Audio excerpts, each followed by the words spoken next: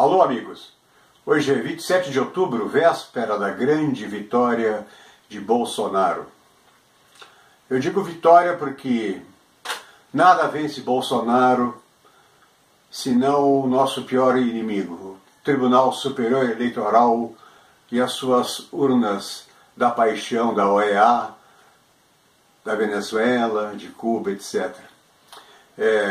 Mas a gente sabe que a eleição democraticamente, no voto, no jogo limpo, já está feita a vitória de Bolsonaro. O próprio governo de Bolsonaro já está se constituindo.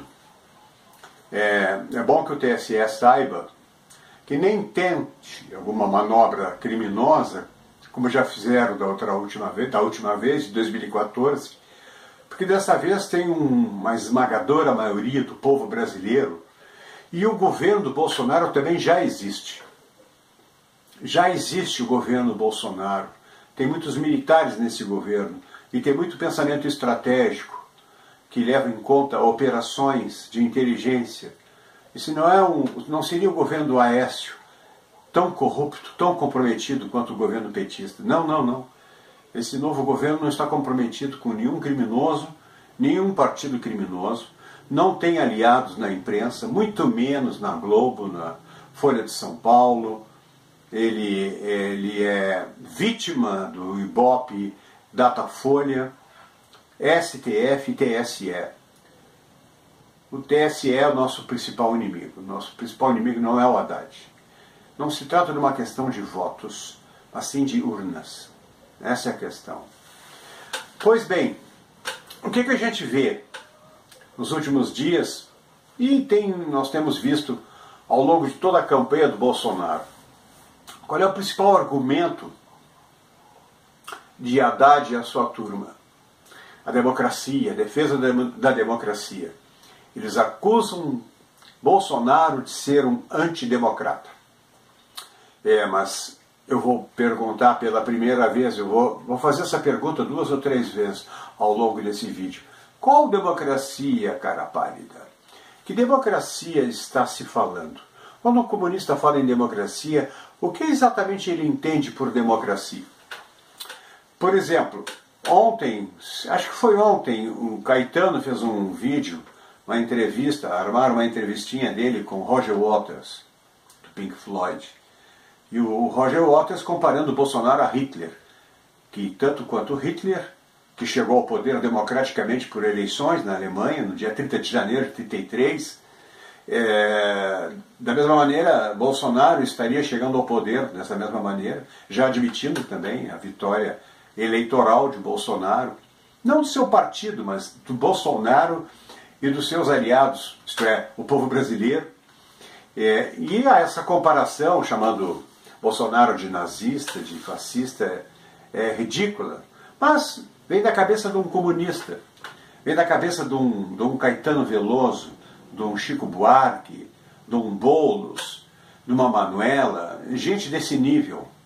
Então, essa democracia que já é cobrada de Bolsonaro, ainda não presidente, e será diariamente, de minuto em minuto, cobrada de Bolsonaro daqui para frente, e pelo menos pelos próximos 4 anos, essa democracia tem que ser esclarecida. Que democracia é essa? Certamente não é a democracia burguesa do sonho dos liberais, nem tampouco dos conservadores. Essa democracia é aquela que está inscrita e está valendo na Constituição de 88. A democracia burguesa foi repelida pelos constituintes de 88. Aqueles deputados e senadores tinham uma outra ideia na cabeça. Naquele instante, tratava-se de fazer uma vingança rápida, assim, muito ligeira, muito rápida e eficiente, e criar o famoso Estado Democrático de Direito, onde a palavra democrático ela é hipertrofiada em relação ao Estado e ao direito. Ela se sobrepõe e passa a ser um valor maior. É a famosa democracia como valor absoluto, que é uma besteira muito grande. nenhum liberal mais sonhador é capaz de pensar numa democracia absoluta, isto é, uma democracia de fins últimos, como se a finalidade da vida política fosse a democracia.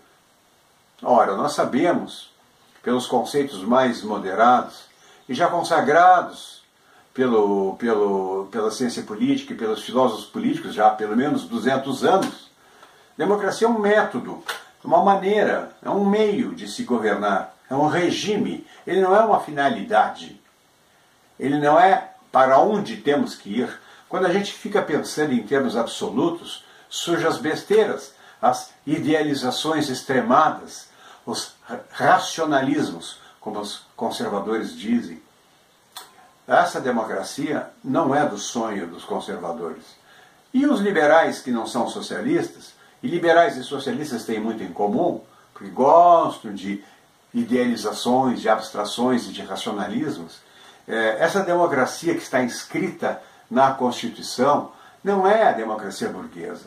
Os gramscianos constituintes, influenciados pelo pensamento comunista de Gramsci no Brasil, repeliram essa democracia que eles chamavam burguesa.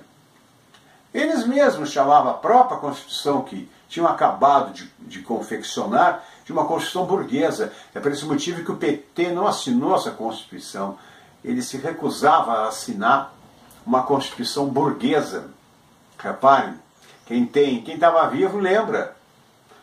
Quem não estava vivo depende do seu professorzinho de história. Aí fica complicado, não é verdade? Nós precisamos recontar a história dessas democracias. Qual democracia, então? Ora, para Gramsci, democracia não é para a classe burguesa. Democracia é apenas para o partido classe, isto é, aquele hegemônico, aquele que dominará toda a sociedade. Democracia é para os manos, exatamente. Não é para todos. O todos foi excluído. Democracia burguesa, no entanto, seria para todos. Eu, como conservador, gostaria que ela fosse também para os que já morreram e para até aqueles que ainda não nasceram. Como se sabe, a ideia conservadora, ela está atenta para o contínuo histórico, não apenas do presente. Vivemos o presente, desfrutamos das coisas boas e más, inclusive, do presente, mas também levamos em conta os que já morreram e os que ainda não nasceram. Quando a gente faz cartas constitucionais, a gente tem que pensar nas gerações vindouras e as que já se foram, porque é deste contínuo que nasce a verdadeira carta duradoura, aquela que mantém unida o Estado com a sociedade. Pode parecer estranho que a gente esteja pensando nos que já morreram e os que ainda não nasceram, mas essa é a garantia que o Estado permanecerá junto com a sociedade. Então, não precisamos de um Estado grande, nem do Estado mínimo, precisamos do Estado. E a sociedade não pode morrer. Como um organismo vivo, ela precisa ser revitalizada. Por isso precisamos de reformas. E da mesma maneira, esta Constituição precisará de reformas. Não reformas radicais, apressadas, cirúrgicas. Estas são perigosas e têm alto risco de dar errado. Precisamos de reformas pontuais.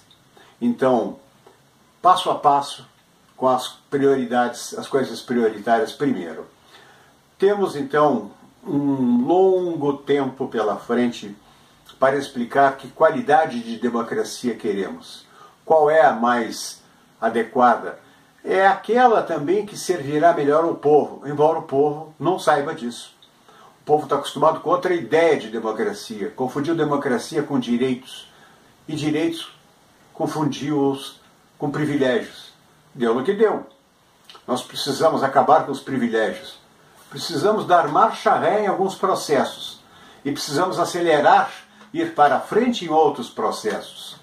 É muito complexo isso. Certamente não vai ser Bolsonaro que irá fazer isso. Mas a sua equipe e aquele que continuar depois de Bolsonaro poderá ter tempo e sabedoria para tanto. Esse é o recado que eu gostaria de deixar hoje para vocês, às vésperas da nossa grande vitória, a vitória do povo brasileiro. De olho neles. TSE, não tente nada, TSE. Até amanhã, pessoal.